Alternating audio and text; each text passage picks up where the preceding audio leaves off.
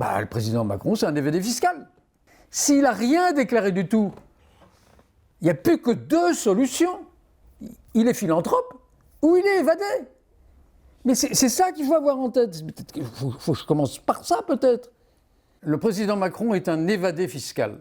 Et ça, on est en mesure de le démontrer. Et c'est un fait nouveau. Pourquoi ? Parce qu'il n'a pas déclaré un centime des revenus qu'il a perçus ou qu'il pourrait encore percevoir au titre de la transaction Pfizer-Nestlé qui s'est élevée à 9 milliards d'euros.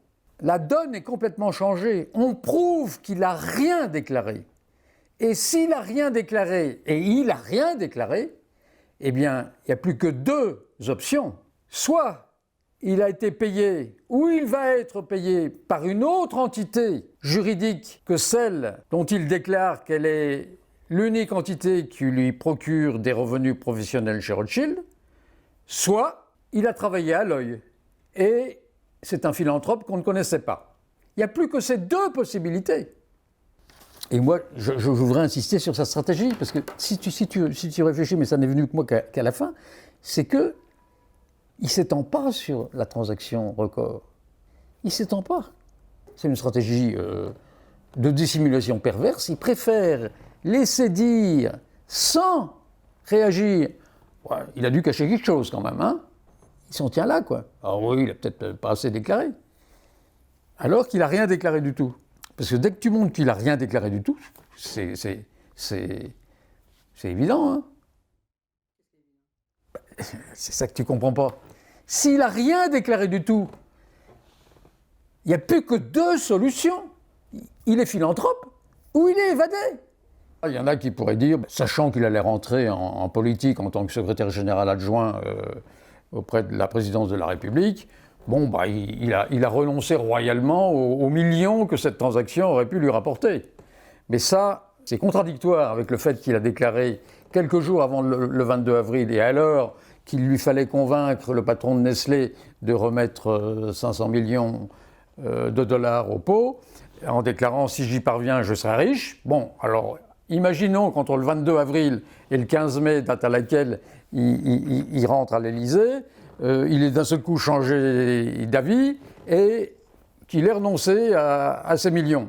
N'oublions pas quand même qu'il a quand même eu quelques questions, certes pas très incisives et plutôt timides, mais il a quand même été questionné sur cette transaction, sur laquelle d'ailleurs il n'est pas du tout bavard. Au fur et à mesure que les choses se sont passées et qu'il est devenu président de la République, on l'a même accusé d'être le président des riches. Le président des riches, c'est quand même un slogan qu'on a souvent entendu. C'était la voie royale pour lui. Il lui suffisait de dire, écoutez, je ne suis pas le président des riches, hein. J'ai renoncé à percevoir des millions pour une transaction exceptionnelle de 9 milliards d'euros au sein du groupe Rothschild. Ça fait partie des 1% de transactions de ce montant. Il n'y en a pas plus. Donc c'est une transaction exceptionnelle. Il aurait pu donc nous vendre un truc absolument exceptionnel pour expliquer son désintéressement. On savait qu'il était banquier d'affaires avant, pendant 4 ans chez Rothschild, et que c'était un banquier qui gérait les évadés fiscaux. Il suffit de voir la banque Rothschild. Elle est implantée dans tous les principaux et les plus révoltants des paradis fiscaux dans le monde. Elle a plus d'une centaine de filiales dans tous ces paradis fiscaux. Donc lui, il est au plus haut niveau, il ne peut pas l'ignorer. Donc c'était un banquier de l'évasion fiscale. C'est devenu un président de l'évasion fiscale, puisqu'il n'a rien fait pour combattre l'évasion fiscale, sinon avec des mots, mais qu'avec des mots. Et puis maintenant, c'est un président évadé fiscal. Non mais attends, je veux te dire, avant, nom de Dieu, ce que je voudrais dire, que c'est une société qui ne publie pas ses comptes. Parce que ça n'a jamais été dit. Et que nous, les comptes, on les a trouvés. C'est quand même important. Et que là, c'est des centaines de millions qui sont gagnés. Donc, voilà. Et on peut dire, vous pouvez aller à l'article, hein. On ne va pas s'étendre pour expliquer tout ce que j'ai fait, machin, truc et tout. Voilà, mais c'est quand même important qu'on dise qu'on les a trouvés, les comptes. Il n'y a personne qui les a trouvés, hein. J'aurais pas dû les trouver. Mais est-ce que je dois dire comment je les ai trouvés ? Pour rigoler. On les a trouvés comment ? On les a trouvés pour 4 années, et compte tenu des informations historiques contenues dans les rapports de chacune de ces 4 années, on a finalement l'historique. On peut extrapoler les résultats pour 9 à 10 années successives. Et on a découvert ça comment? Simplement dans des documents publiés, parce qu'il y a quelqu'un qui devait sans doute publier les documents. Hein, il y a des documents qui sont obligatoirement publiés. Là, le fait d'être une société en commandite simple ne vous autorise pas de ne pas publier certains documents, comme nomination de nouveaux gérants, démission d'anciens gérants, patati patata, donc des trucs qui n'intéressent personne. C'est les comptes qui nous intéressent, mais ça, ils ne sont pas publiés. Et il y a les comptes qui ne sont pas publiés. Mais 4 fois, ils ont fait ce qu'on appelle des assemblées générales mixtes. Dans ces assemblées, on approuve les comptes sous forme d'assemblée générale ordinaire, et puis après, on prend des décisions à caractère extraordinaire, nomination de nouveaux gérants, etc. Et puis là, le mec qui devait publier les comptes, il a dû se planter. Et donc, il a oublié de prendre son ciseau et de découper la partie financière pour ne pas la publier, et il a tout publié. Ce qui fait qu'on voit quand même que c'est une banque qui gagne un max de pognon. Hein. Sur plusieurs années, ils sont pas loin d'1 milliard. Et ils distribuent le résultat intégralement à 100%. C'est une banque c'est une entité qui n'a aucune réserve, ils distribuent tout. On n'a pas besoin d'aller voir les comptes de Nestlé pour apporter quoi que ce soit de plus au fait que Macron n'a rien déclaré du tout au titre de cette transaction, mais ça peut être un élément d'information par rapport à ce à quoi il avait droit. Là, si on va dans la comptabilité et qu'on lit les rapports annuels du groupe Nestlé, on voit qu'il y a environ 85 millions d'euros de frais qui sont sans doute 90% des frais payés à Rothschild au titre d'honoraires. Donc ça donne une idée de ce que Macron a dû toucher ou touchera. Bah, vous prenez 10% de 80 millions, ça fait 8 millions. Et par rapport à ce qu'il a déclaré sur 4 ans, il a déclaré des millions. C'est énorme pour le commun des mortels, mais il a déclaré des millions pour 2 transactions connues ayant été exécutées par lui. Et quand vous faites la somme des 2 transactions, c'est 500 millions d'euros. Donc il gagne des millions avec 500 millions d'euros, et là avec 9 milliards, il ne gagne rien.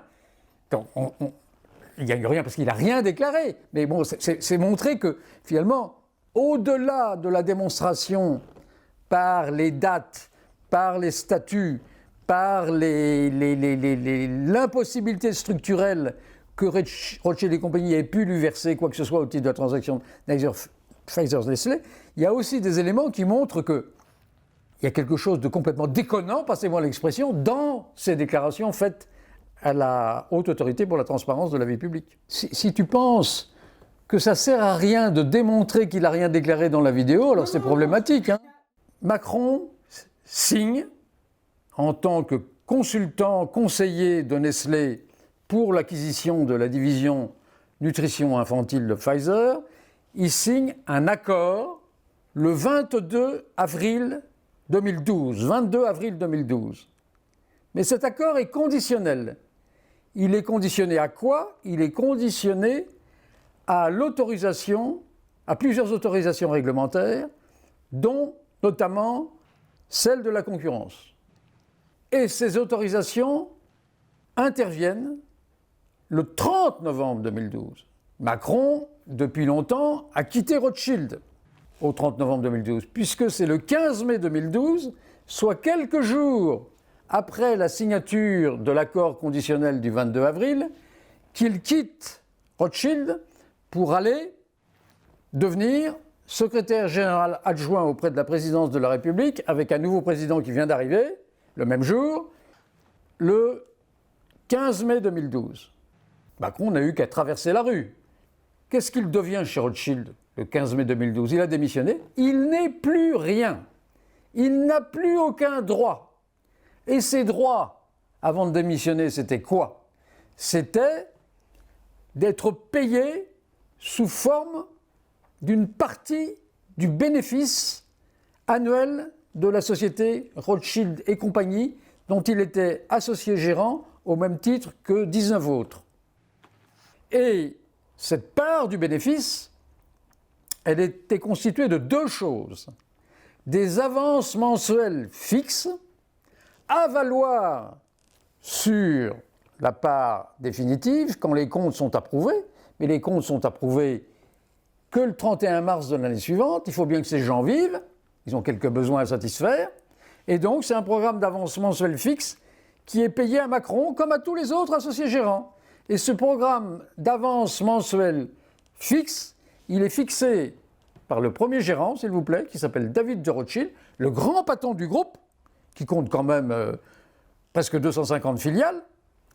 Et ce programme, il est fixé en octobre 2011 à peu près. Et en octobre 2011, c'est impossible d'intégrer dans ce programme le moindre impact de cette transaction Pfizer-Nestlé qui n'existe pas. Donc, quand il quitte le 15 mai 2012, il perd tous ses droits. Le seul droit qu'il ait, c'est défini par les statuts de l'entreprise Rothschild et compagnie, et c'est pour ça qu'il faut aller se taper les statuts pour comprendre. Il a droit à une fraction de ses avances mensuelles fixes qui n'intègrent pas, par construction, la transaction Pfizer-Nestlé. Donc, ce qui lui a été versé par Rothschild et compagnie au titre de l'année 2012, ça concerne son activité professionnelle jusqu'au 15 mai 2012, laquelle ne peut inclure les effets de la transaction Pfizer-Nestlé. C'est pas clair, tu as l'air d'être complètement... Il faut que toi-même tu sois convaincu, mais c'est important. Les dates de la transaction, ça se passe en 2 temps, éloignés. La date à laquelle il faut qu'il convainque de remettre $1,5 milliard en plus. Quelques jours avant la signature de la transaction du 22 avril. Il démissionne le 15 mai. Il va à la présidence de la République en traversant la rue. Il a perdu tous ses droits. Ses droits, c'était quoi? C'était de percevoir une part du bénéfice de la société Rothschild et compagnie. Mais les bénéfices de la société Rothschild et compagnie de l'année 2012, ils sont approuvés par l'Assemblée générale, c'est comme ça que ça se passe, le 31 mars suivant. Il faut bien qu'ils vivent. Donc tous les associés gérants, on leur verse des avances fixes mensuelles.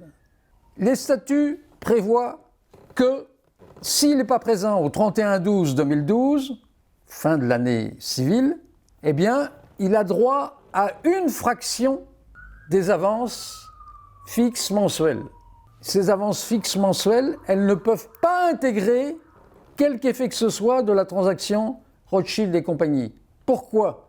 Parce que ces avances fixes mensuelles, elles sont fixées par le grand boss, le premier gérant, l'année précédente, au mois d'octobre 2011. Donc, la fraction à laquelle, tu aurais dû m'enregistrer d'ailleurs, parce que là c'est parfaitement clair, la fraction à laquelle il a droit, c'est sur un programme d'avance qui n'inclut pas la transaction Pfizer-Nestlé. Tu comprends pas? C'est problématique si tu ne comprends pas, parce que si toi tu ne comprends pas, il n'y a personne qui va comprendre.